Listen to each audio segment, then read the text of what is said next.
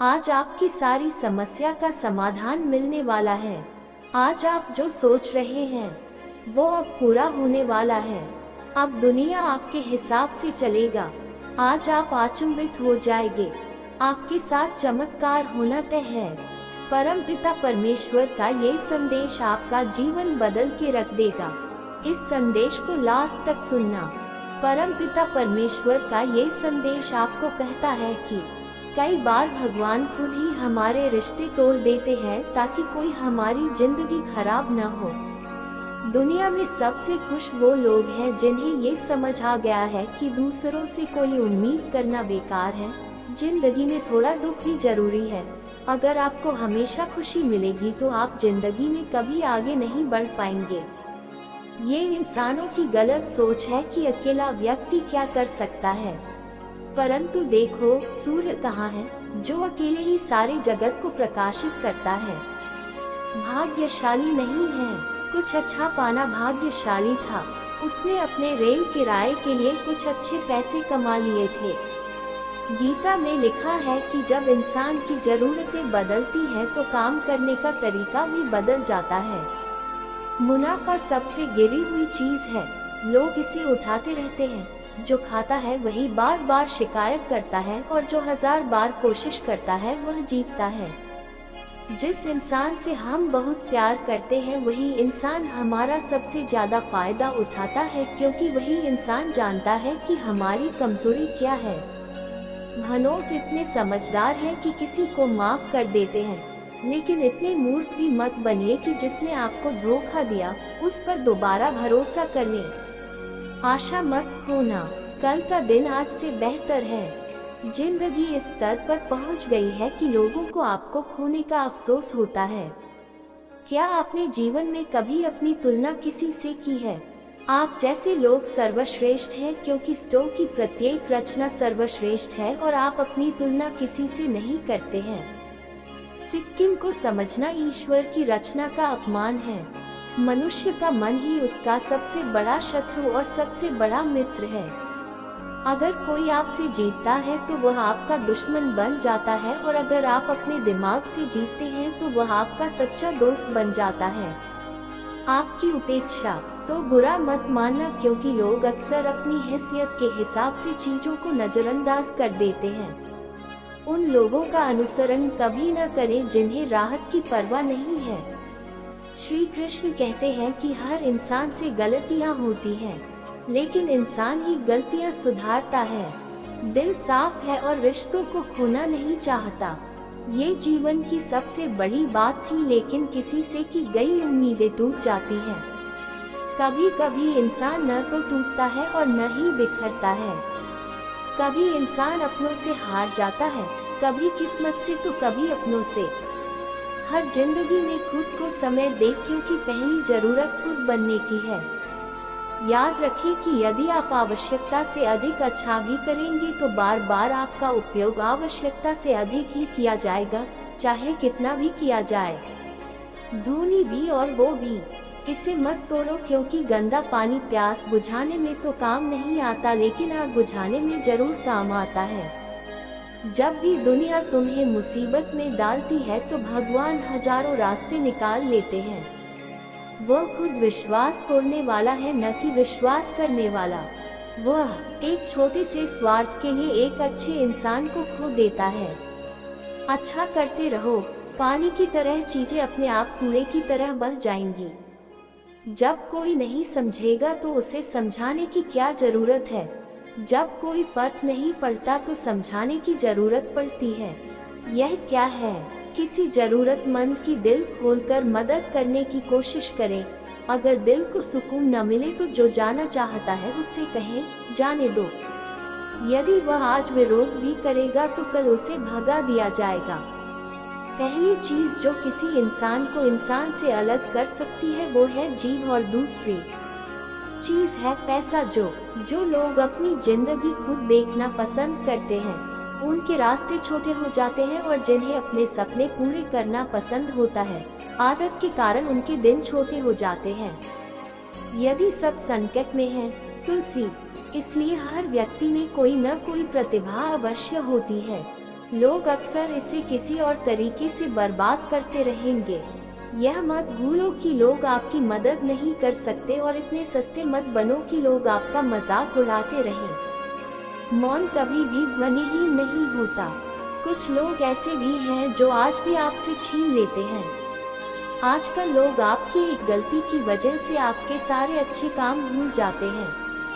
आप जितने अधिक लोगों को अपनी इच्छाएं समझाएंगे, उतना अधिक अकेलापन महसूस करेंगे। मतदान खत्म हो जाएगा। जिन लोगों के साथ ऐसा लगता है कि वे जीवन भर आपका साथ निभाएंगे, उनसे रिश्ते खत्म हो जाएंगे। श्री कृष्ण कहते हैं कि अहंकार चाहे किसी भी चीज का हो, वह उसे नष्ट करके ही छोड़ता है। हर कोई अपना खाली समय सिर्फ प्यार पाने में बिताता है। प्यार तब होता है जब कोई अपना सारा समय आपसे बात करने के लिए निकाल देता है। अगर आप सब कुछ ठीक होने का इंतजार करेंगे तो वहीं बैठे रहेंगे। इसे स्वयं मत करो। अखनूर जीवन में सब कुछ ठीक करता है। इससे पहले कि लोग आपको भूल जाएं, आपको अपनी पहचान बना लेनी चाहिए। एक बार एक राजा ने भगवान कृष्ण का मंदिर बनवाया और उसने मूर्ति की पूजा के लिए एक पंडित को रखा। वह प्रतिदिन अपने मंत्री से मंदिर में एक माला भेजने के लिए कहता था और पंडित जी को वह माला श्री कृष्ण को अर्पित करनी होती थी, जिसके बाद राजा को दर्शन होते थे। जब पुजारी माला लेने आता था, वह उसे बांध की मूर्ति के ऊपर से निकालकर राजा के गले में डाल देगा। ये कई वर्षों तक जारी रहा। पंडित जी अब बूढ़े हो गए थे। एक दिन राजा की तबीयत खराब हो गई। उसने अपने सेवक से कहा कि जाकर पंडित जी को पहना दे। हालांकि उन्होंने आज रोल को बताया, मेरी तबीयत ठीक नहीं है, इसलिए मैं आज मंदिर नहीं जा रहा हूँ। तो रुको मत। राजा का सेवक उस माला को पुजारी के पास ले गया और सूर्यकांत के पुजारी ने उसे महिला मूर्ति पर चढ़ा दिया और सोचने लगा कि यह परंपरा इतने वर्षों से चली आ रही है, लेकिन मैंने कभी माला नहीं उतारी। मैंने और शायद भगवान की भलाई के लिए इसे पहना है। भगवान का ये वाला आज चला जाए, इसीलिए भगवान ने आज राजा को नहीं भेजा, इसलिए आज अच्छा अवसर है। वह माला निकालकर स्वयं पहन लेता। हिल्स पंडित ने स्वयं भगवान की मूर्ति से माला उतारी थी। इतने में राजा का सेवक दौड़ पंडित के पास आया और पंडित जी कहने लगे कि महाराज जी की तबीयत ठीक नहीं है, उनकी तबीयत काफी खराब हो गई है, इसलिए अब वह भगवान के दर्शन करना चाहती हैं। उनकी सवारी जल्दी ही मंदिर आ गई। उन्हें लगा कि यह परंपरा नहीं टूटनी चाहिए, इसलिए वह आज भी मंदिर आए। जब पंडित जी को इस बात का पता चला तो उन्होंने तुरंत अपने गले से माला उतार ली और जाकर दोबारा भगवान की मूर्ति पर चढ़ा दी। फिर कुछ देर बाद पंडित जी ने हमेशा की तरह कहा कि राजा ही वाहन है।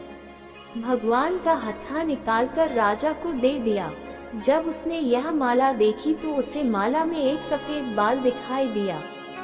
राजा समझ गया कि ये पंडित के बाल हैं। राजा ने पुजारी से पूछा कि आपने कितनी मालाएं पहनी हैं? सफेद बाल कहाँ से आए? ये सुनकर पुजारी घबराने लगा।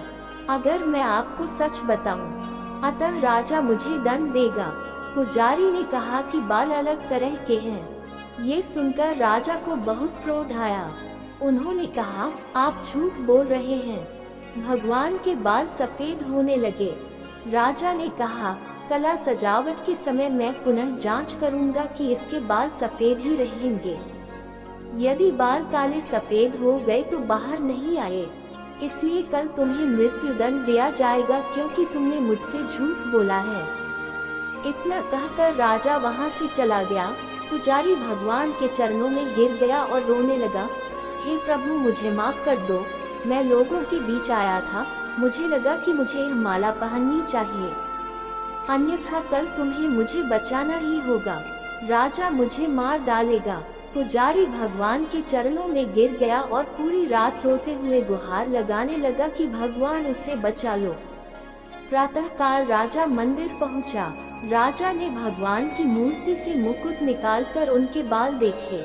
राजा को आश्चर्य हुआ क्योंकि भगवान की मूर्ति पर सफेद बाल थे। राजा को लगा कि यह पुजारी की कोई चाल है। मृत्युदंड से बचने के लिए उसने भगवान की मूर्ति से मुकुट उतार दिया। खरीदारी की। राजा ने ये जांचने के लिए कि बाल असली है या नकली, सलाखों को तोड़ना शुरू कर दिया। राजा ने जैसे ही कुछ बाल तोड़े, मूर्ति से रक्त की धारा बहने लगी। राजा मूर्ति के चरणों में गिर पड़ा और क्षमा मांगते हुए रोने लगा और कहने लगा, मुझे क्षमा कर दो। तब उन मूर्तियों में से एक ने उससे कहा, आवाज आई, तुम राजा हो। आपने मुझे सिर्फ मूर्ति समझा, इसलिए मैं आपके लिए सिर्फ मूर्ति हूँ। लेकिन पुजारी ने मूर्ति में असली भगवान को देखा, इसलिए अपने भक्त की रक्षा के लिए मुझे अपने बाल सफेद करने पड़े और खून की धारा को पढ़ना पड़ा। मैं समझता हूँ कि जहाँ भावना है वहाँ भगवान है। यदि आप भगवान को अनेक रूप में याद करते हैं और उन्हें देखना चाहते हैं तो आपके अंदर केवल भावना होनी चाहिए।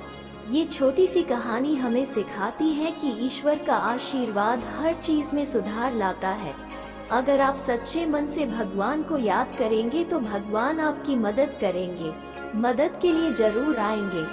यह वीडियो यही समाप्त होता है। मिलते हैं अगले वीडियो में।